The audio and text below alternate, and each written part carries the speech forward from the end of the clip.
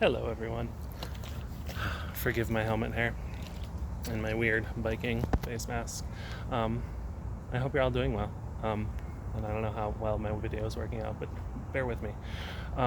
Since we can't be in the class together, and since it's important to go outside and get exercise every day, even in quarantine, I decided that while I'm on my bike rides around the city, I would take you on some virtual field trips to see some cool sites that have to do with what we're learning. So our first stop is, I'm going to switch out of selfie mode, the Franklin Delano Roosevelt Memorial, President of the United States from 1933 to 1945. And it starts over there. But first, we're going to come over here to the prologue. And this seems kind of separate because it was actually added after the memorial was built. And it shows a somewhat controversial statue because this is Franklin, and as you can see, he's seated in a wheelchair because he spent a big part of his adult life in a wheelchair because he got polio at the age of 39, I think. And this wasn't a part of the original memorial because he never wanted to be shown in a wheelchair. There's very few pictures of him when he was president as an adult in a wheelchair because he never wanted to be seen that way. He always wanted to be seen as, like a strong, capable person.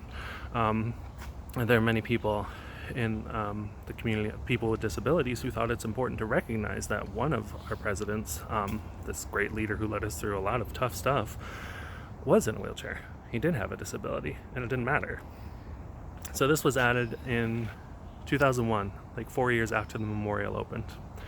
And here's a quote from his wife, good old Eleanor. It says, "Franklin's illness gave him strength and courage he had not had before. He had to think out the fundamentals of living and learn the greatest of all lessons, infinite patience and never-ending persistence." There's my girl Eleanor.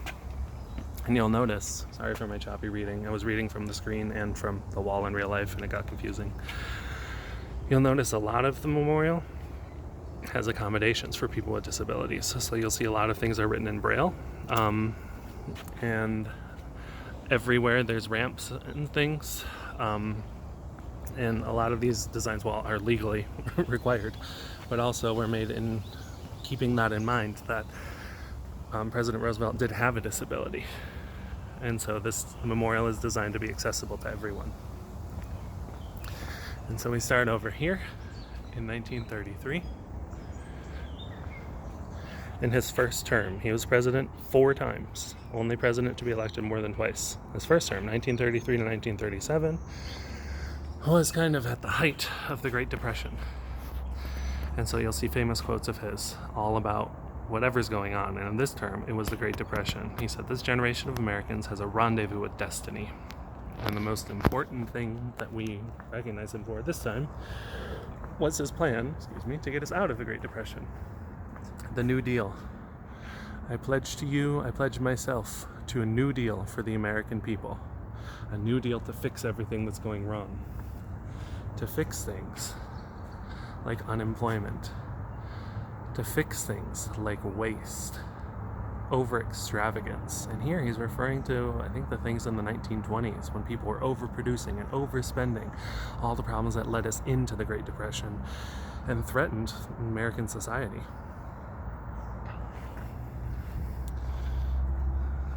One of my favorite things about this memorial is there's usually fountains everywhere. I love a good water feature.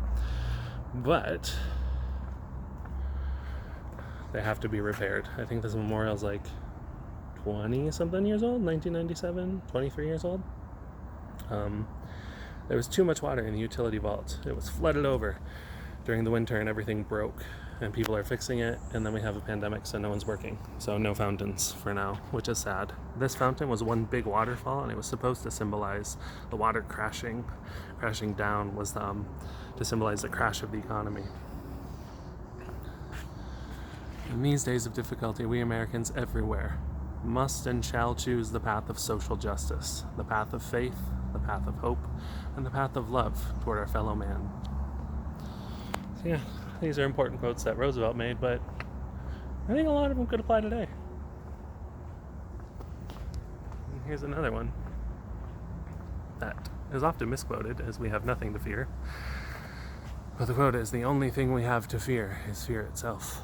And there's a picture of him in his first inauguration, waving to the crowd. Not a picture, a bas-relief sculpture, I think. It is a sculpture. I think it's bas-relief. Among all American citizens, there should be no forgotten men and no forgotten races. So we'll continue through. There's the tidal basin over there. It's a very picturesque place, especially in the spring. There's cherry blossoms everywhere. It's beautiful. That should be another fountain. I don't remember what it's supposed to symbolize. Here's more quotes from Roosevelt that could apply today. This is from his second term, 1937 to 1941. "I never forget that I live in a house owned by all the American people, and that I have been given their trust." So one of the things Roosevelt did, we learned, is relief, recovery, reform. Relief, he gave direct help to people. He appealed to them. He spoke to them because he knew they were going through some tough times. So this is a statue to show his fireside chats, where Roosevelt would give speeches and people would gather on radios to hear everything the president had to say. Over here, as I see 1/3 of a nation, ill-housed, ill-clad, and ill-fed, ill-nourished. Sorry, the sun is in my eyes. And here you can see people lining up for bread in the city, like we saw in our pictures. And also, as we learned, the Depression didn't just hurt the cities, it also hurt the farms. So here you see a farmer and his wife who have lost everything in the Depression. And Roosevelt was about fixing things for all of those people. And the test of our progress is not whether we add more to the abundance of those who have much. It is whether we provide enough for those who have too little. And I think here again he's referring to the 1920s and the extravagance and the Gilded Age and all the money and things that were flowing into certain pockets when a lot of people were having a really, really, really tough time. And then all that led to the Depression. Perspective. Hi, jogger. Stay 6 feet away.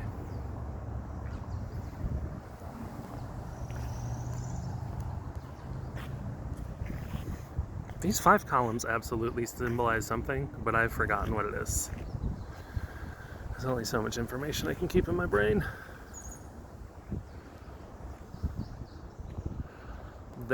So our second term that we're in right now, the second room of this monument, is devoted to the New Deal and the programs from it.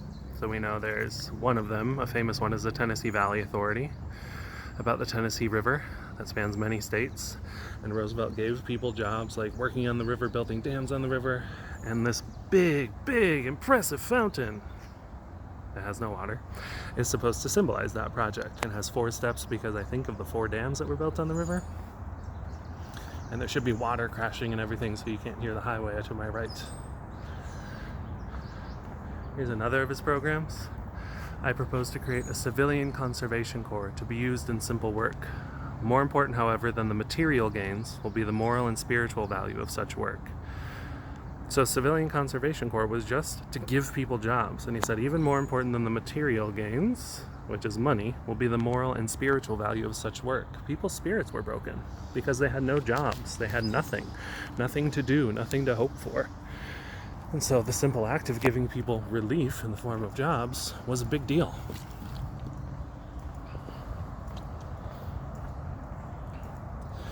And now we're getting into the third term and some more important quotes.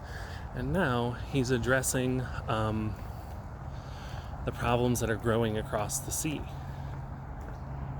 which is World War II and Nazi Europe. And so you can see these big stones and things that are just kind of falling everywhere. This symbolizes the destruction of war.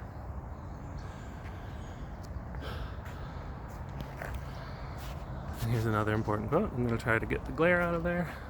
"We must scrupulously guard the civil rights and civil liberties of all citizens, whatever their background.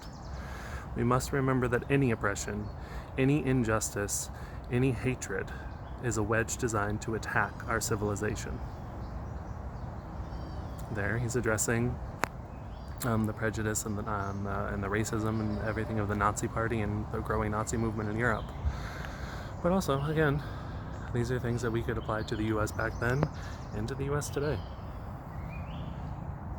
So now we're getting into our third term, 1941 to 1945. And I think that fountain is supposed to symbolize Pearl Harbor. I don't remember how, but I think so. And 1941 is when the United States gets involved because of the attack on Pearl Harbor. That's when Roosevelt asked the Senate to declare war on Japan, and then we got pulled into the war against Germany and Italy as well. And here said, we must be the great arsenal of democracy. So putting the industries to work, to build weapons, to build tanks, to provide everything that's needed to win a war. And so here you can see, I hate. This is from a famous speech he gave in 1936, I think. Forgive me if I'm wrong on any of these. I have seen war. I have seen war on land and sea. I have seen blood running from the wounded. I have seen the dead in the mud. I have seen cities destroyed. I have seen children starving. I have seen the agony of mothers and wives. I hate war. And so this really cool fountain is supposed to be lots of water and things spraying everywhere and really loud. But again, no water. Hey, tree, stay.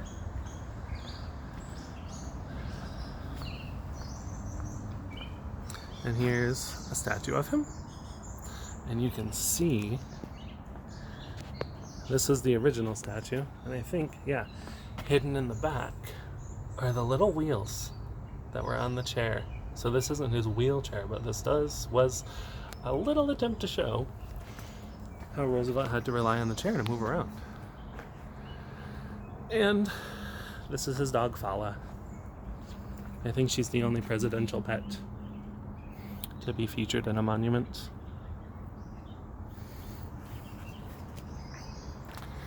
So here again, he's addressing the Nazi Party. They who seek to establish systems of government based on the regimentation or control of all human beings by a handful of individual rulers call this a new order. It is not new, and it is not order. So he's talking about the Nazi desire to create a new world order based on Nazi principles, and he said that's nothing new. Those are awful dictators. That's an awful thing. It's not new. It's oppression. It's not order.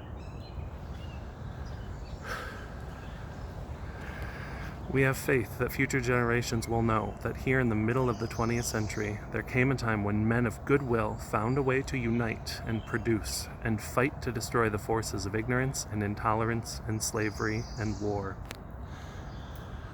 This is in reference to the Greatest Generation and people that came together in the Great Depression, in World War II, and found a way to survive and to thrive and to win. And now we're getting into his fourth term. He was first elected in 1933, last elected in 1945, and you'll see it stops in 1945. Well, he was elected in 44, became president for the fourth time in 1945, and then died that same year.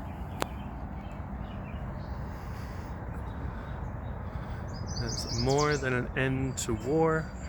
We want an end to the beginnings of all wars.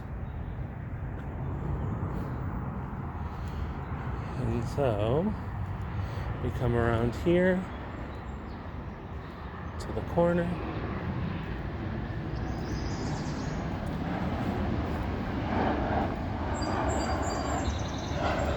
And this, instead of a big loud crashing fountain, is supposed to be a very, very still pool of water that symbolizes his death. And there is his funeral procession. There's his casket on the cart, being drawn by the horses. And there's all the people following along. So it's supposed to be really quiet, even though that Southwest Airlines plane just flew by and made a lot of noise. And now we're talking about making peace. Unless the peace that follows recognizes that the whole world is one neighborhood and does justice to the whole human race, the germs of another world war will remain as a constant threat to mankind. And we're talking about peace and the end of the war now, because the war ended shortly after Roosevelt died, under President Truman. But this wonderful woman, Eleanor Roosevelt, became a very important part of that peace movement. She was the first United States delegate to the United Nations. The structure of world peace cannot be the work of one man or one party or one nation. It must be a peace which rests on the cooperative effort of the whole world. There's Eleanor. Good old Eleanor. Hi, Eleanor. I like her. She's pretty great.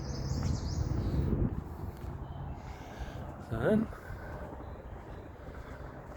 this is a really cool fountain, but again, there's no water. And that's supposed to symbolize, it's like a concluding paragraph of everything all happening at once. And here's some final concluding thoughts. The only limit to our realization of tomorrow will be our doubts of today. Let us move forward with strong and active faith.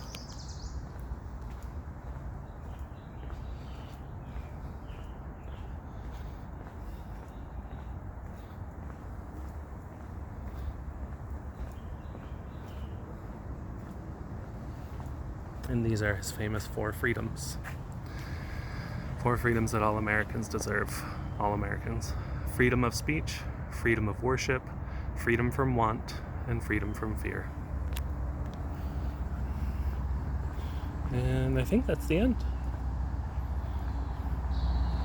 Yeah, that's just the bathrooms over there. And the road to the Jefferson Memorial. So, we'll just finish up and wander down here to the tidal basin, past all these cherry trees that have no more cherry blossoms. We'll just take a look around before we say goodbye.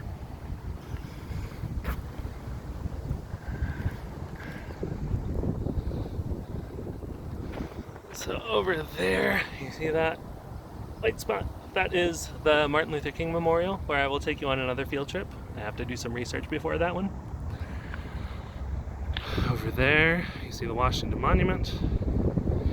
There's the old post office building that is now the Trump Hotel.